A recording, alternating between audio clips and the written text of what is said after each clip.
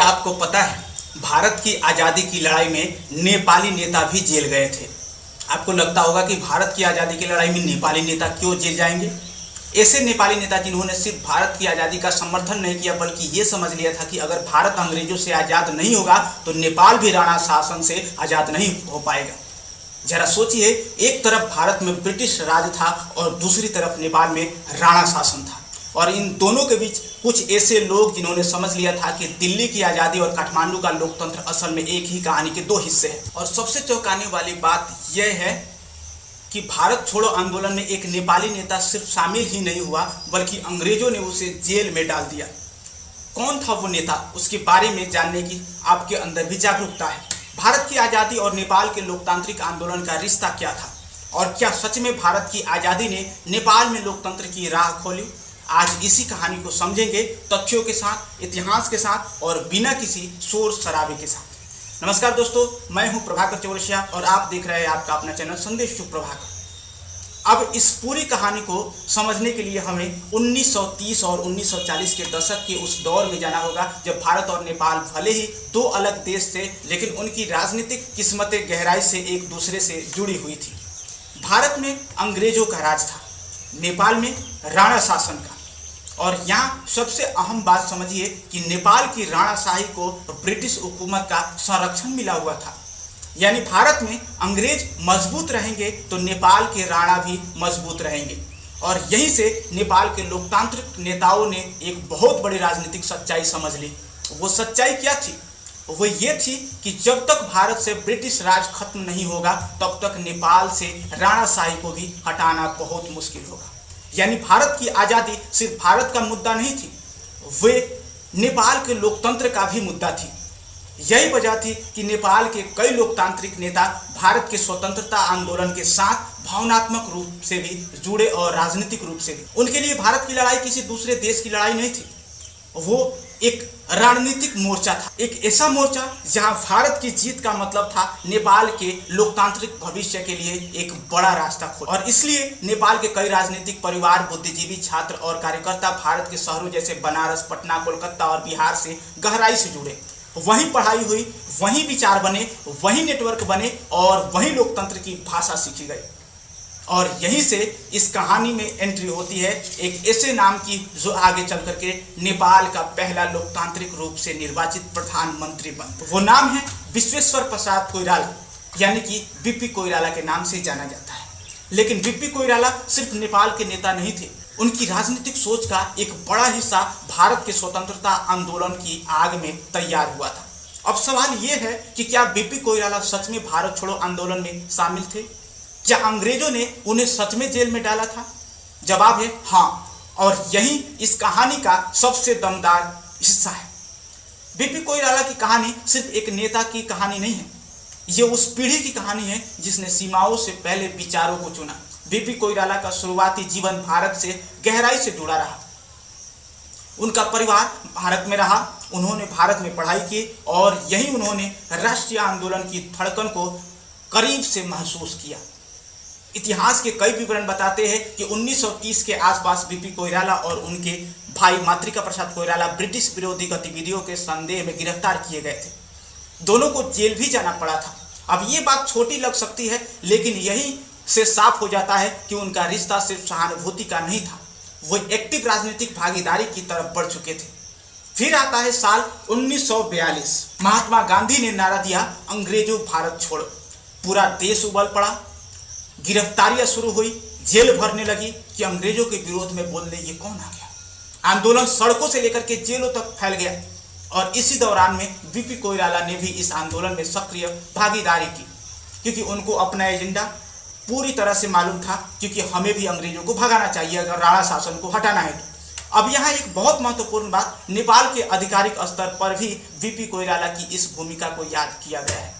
नेपाल के प्रधानमंत्री शेर बहादुर देउवा ने एक आधिकारिक संबोधन में कहा था कि नेपाल गर्व से उन नेपाली नेताओं को याद करता है जैसे बीपी कोइराला जिन्होंने गांधी जी के आह्वान पर भारत छोड़ो आंदोलन में हिस्सा लिया। यानी ये सिर्फ लोक कथा नहीं है, ये सिर्फ सोशल मीडिया वाली कहानी नहीं है, ये बात आधिकारिक स्मृति का हिस्सा है। कई ऐतिहासिक विवरणों के अनुसार बीपी कोइराला को 1942 से 1944 के बीच ब्रिटिश शासन ने नजरबंद या कैद में रखा। अब जरा इस दृश्य की कल्पना कीजिए कि एक नेपाली युवा भारत की आज़ादी की लड़ाई में शामिल है, अंग्रेज उसे जेल में डाल रहे हैं और जेल के अंदर उसकी मुलाकात होती है ऐसे विचारों से, ऐसे नेताओं से आगे चलकर पूरे दक्षिण एशिया की राजनीति को प्रभाव करते। यही वो दौर था जब बीपी कोइराला के संपर्क भारतीय समाजवादी नेताओं जैसे जयप्रकाश नारायण, राम मनोहर लोहिया से और गहरे हुए। यानी भारत का स्वतंत्रता आंदोलन बीपी कोइराला के लिए सिर्फ समर्थन का मंच नहीं था, वो उनकी राजनीतिक प्रयोगशाला था। यही उनकी सोच और पकी, यही लोकतंत्र, समाजवाद, जनता की भागीदारी और सत्ता के विकेंद्रीकरण के खिलाफ उनकी समझ और मजबूत हुई। लेकिन इस कहानी में सिर्फ बीपी कोइराला ही नहीं थे, एक और नाम है जो भारत के स्वतंत्रता आंदोलन और नेपाल के लोकतांत्रिक संघर्ष के बीच सीधे पुल की तरह दिखाई देता है। वो नाम है मातृका प्रसाद कोइराला। बीपी कोइराला के बड़े भाई मातृका प्रसाद कोइराला की भूमिका भी बेहद महत्वपूर्ण थी। ऐतिहासिक विवरण बताते हैं कि वे भी भारतीय स्वतंत्रता आंदोलन से प्रभावित और सक्रिय रूप से जुड़े हुए थे। जैसा कि मैंने पहले बताया कि 1930 में उन्हें भी अपने भाई के साथ ब्रिटिश सरकार ने गिरफ्तार किया था, लेकिन उनकी भूमिका यहीं तक सीमित नहीं रही। मातृका प्रसाद कोइराला का नाम उस दौर में भारत के प्रथम राष्ट्रपति बनने वाले डॉक्टर राजेंद्र प्रसाद से भी जुड़कर सामने आता है।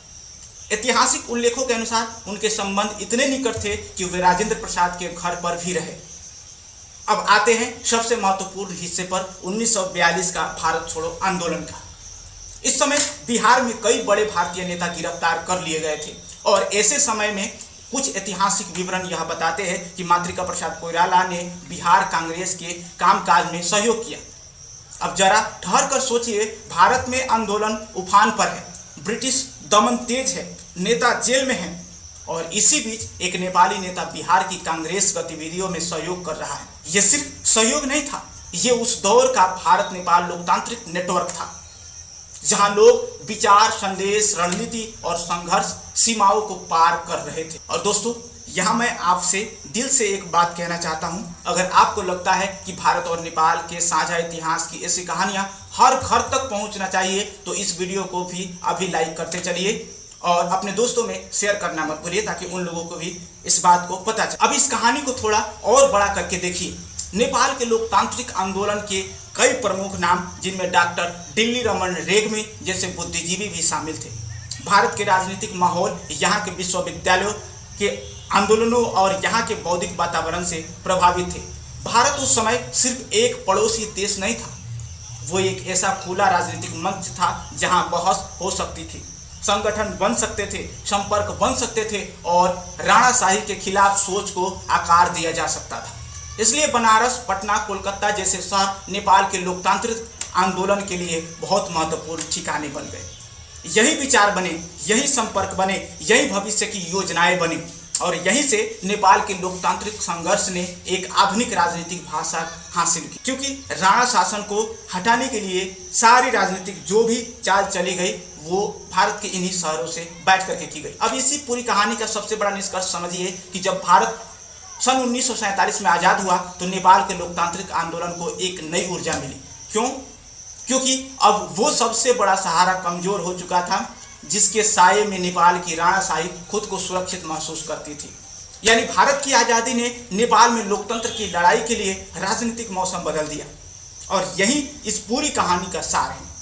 नेपाल के लोकतांत्रिक नेताओं ने भारत की आज़ादी को सिर्फ पड़ोसी देश की घटना नहीं माना, उन्होंने उसे नेपाल के भविष्य का दरवाजा माना। इसलिए उन्होंने भारत के स्वतंत्रता संग्राम से सीखा भी, उससे जुड़ाव भी रखा और जहां संभव हुआ योगदान भी दिया। दूसरे शब्दों में कहे तो भारत की आज़ादी और नेपाल का लोकतांत्रिक जागरण दो अलग अलग कहानियां बिल्कुल भी नहीं है। ये एक दूसरे से जुड़ी हुई कहानियां हैं, एक दूसरे को ताकत देती हुई कहानियां हैं और यही बात इस इतिहास को इतना खास बनाती है। तो अगली बार जब कोई भारत नेपाल संबंधों को सिर्फ सीमा, व्यापार, राजनीति या कूटनीति के चश्मे से देखे तो उसे यह इतिहास भी याद दिलाइएगा कि इन दो देशों का रिश्ता सिर्फ नक्शे का रिश्ता नहीं है, ये रिश्ता है संघर्ष का, ये रिश्ता है सपनों का, ये रिश्ता है लोकतंत्र का और साझा विरासत। और अब मैं आपसे एक सवाल छोड़ करके जानना चाहता हूँ, क्या भारत और नेपाल दोनों देशों के स्कूलों, मीडिया और सार्वजनिक विमर्श में इस साझा लोकतांत्रिक इतिहास को और ज़्यादा जगह मिलनी चाहिए?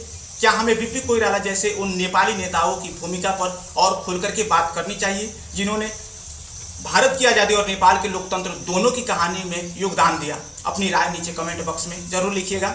और अगर आप चाहे तो मैं इसका पार्ट 2 भी लेकर के आऊँगा, जिसमें हम विस्तार से समझेंगे कि भारत की आज़ादी के बाद नेपाल में राणा शासन कैसे कमजोर हुआ, नेपाली कांग्रेस कैसे उभरी और भारत नेपाल की राजनीति का अगला अध्याय कैसे लिखा गया।